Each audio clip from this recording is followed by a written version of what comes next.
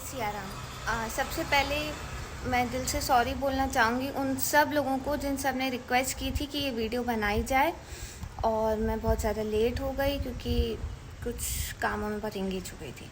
तो अब मैं सवाल का जवाब देना चाहूँगी और वो कहानी बताना चाहूँगी कि क्यों कहा जाता है कि विष्णु भगवान जी साल में 4 महीने के लिए सो जाते हैं। तो वो क्यों सोते हैं, कब सोते हैं, और इसके पीछे की जो भी कहानी है वो मैं आप सबसे अभी शेयर करना चाहूँगी।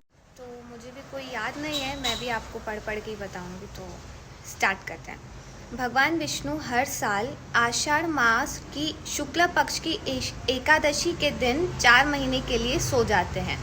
तो आषाढ़ मास की जो एकादशी आती है, जो अभी अपने यहाँ पर 29 जून को आई थी, तो उस दिन भगवान विष्णु 4 महीने के लिए सो गए हैं, ऐसा कहा जाता है। और जब भगवान विष्णु सो जाते हैं तो कोई भी शुभ काम नहीं होता, ऐसा हमारे शास्त्रों में लिखा है। अब शुभ काम जैसे कि शादी, जनेऊ, मुंडन, मकान की नींव डालने का काम नहीं किया जाता है। तो ये सारे शुभ काम नहीं किए जाते हैं इन 4 महीनों में।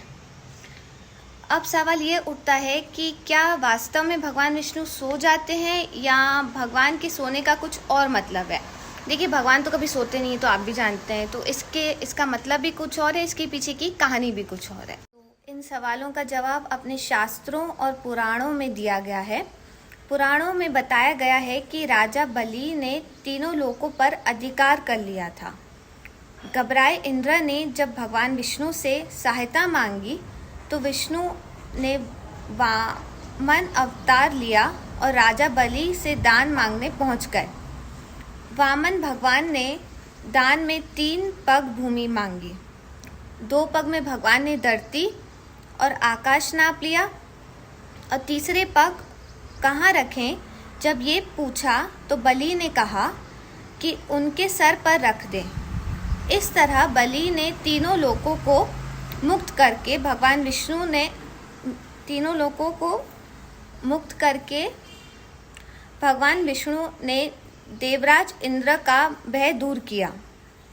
लेकिन राजा बलि की दानशीलता और भक्ति भाव देखकर भगवान विष्णु ने बलि से वर मांगने के लिए कहा।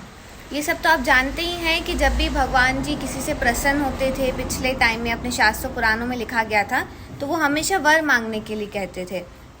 तो बलि की इतनी दानशीलता देखकर विष्णु जी ने उनसे वर मांगने के लिए कहा। तो ये जो शुरुआत हुई उनके 4 महीने के सोने की, वो यहीं से हुई है। बलि ने भगवान से कहा कि आप मेरे साथ पाताल चलें और हमेशा वहीं निवास करें। भगवान विष्णु ने अपने भक्त बलि की इच्छा पूरी की और पाताल चले गए। आप ये भी जानते होंगे कि जो भी वर मांगते थे, जब भगवान जी सामने किसी से भी कहते थे वर मांगने के लिए, और वो लोग जो भी वर मांगते थे भगवान उससे पूरा ही करते थे। फिर चाहे वो रावण का वर भी अपन ने देखा ही था। इससे सभी देवी देवता और देवी लक्ष्मी चिंतित हो उठी।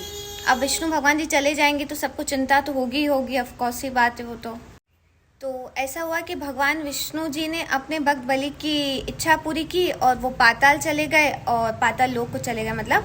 और बाकी यहाँ पे सभी देवी देवता और लक्ष्मी जी जो कि बताया गया कि चिंतित हो चुके थे। तो देवी लक्ष्मी ने भगवान विष्णु को पाताल लोक से मुक्त करने के लिए एक चाल चली और पहुंच गई एक गरीब स्त्री बनकर राजा बलि के पास। इन्होंने राजा बलि को राखी बांधी और बदले में भगवान विष्णु को पाताल से मुक्त करने का वचन मांगा। मतलब अपनी जो लक्ष्मी माता थी, उन्होंने बलि को अपना भाई बना लिया था। वो वहाँ गई क्योंकि उन्हें अपने हस्बैंड वापस चाहिए थे। तो उन्होंने वहाँ जाकर उन्हें राखी बांधी, और ऑफकोर्स हो गया राखी की जो गिफ्ट दी जाती है, तो उन्होंने उसके बदले अपना मतलब विष्णु जी वापस मांगे। तो भगवान विष्णु अपने भक्त को निराश नहीं करना चाहते थे। अब बलि को तो विष्णु जी को वो मुक्त करना ही था, और विष्णु जी भी अपने वचन का मान रखना चाहते थे।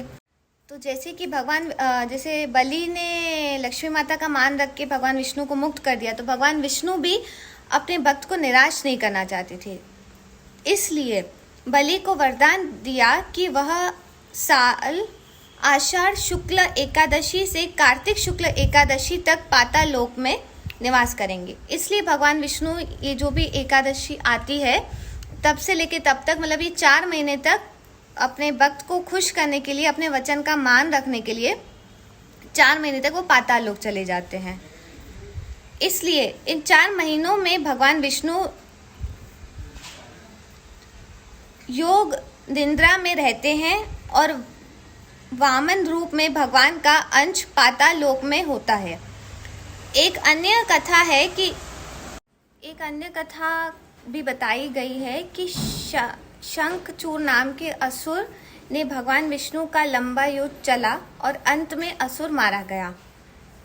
युद्ध करते हुए भगवान बहुत थक गए और तब भगवान शिव को त्रिलोक का काम सौंपकर भगवान विष्णु योग निद्रा में चले गए। इसलिए इन 4 महीनों में भगवान शिव की पालनकर्ता भगवान विष्णु के काम भी देखते हैं। यही कारण है कि सावन में भगवान शिव की विशेष पूजा की जाती है। तो मैंने ये कहानी आप सबको बता दी है और सॉरी मेरी हिंदी भी थोड़ी सी अच्छी नहीं है, तो थोड़ा सा पढ़ने में मुझे भी वो हो ही रहा था। तो अब आप सबको अब से याद रहेगा कि विष्णु भगवान क्यों सोते हैं और क्या क्या इन सब की पूरी कथा है। तो ऐसे ही आप बताते रहिएगा, हम वीडियो बनाते रहेंगे। जय सिया राम।